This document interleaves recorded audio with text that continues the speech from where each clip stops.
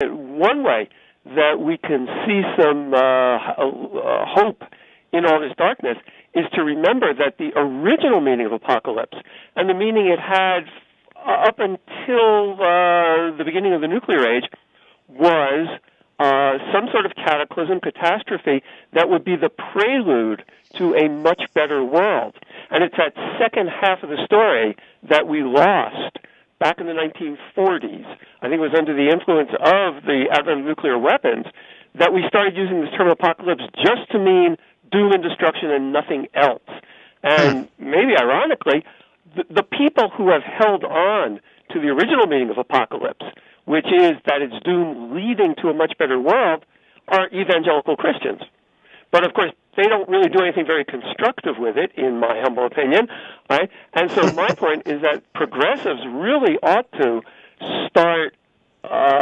going back to that original meaning of apocalypse. If we want to use apocalypse at all, and I'm not sure it's a good idea, but if it seems so popular, if we're going to talk about gloom and doom, let's remind people that we progressives do have answers to these problems, that we have a vision of a much better world, and that we don't have to destroy the world to get there, but that we have to present the kinds of problems that your show seems to present all the time, but then remind people the reason we're doing this is because we have this vision of how people could live a truly humane and rich and satisfying life for everyone, how we could all take care of each other. That's the kind of heaven, if you like,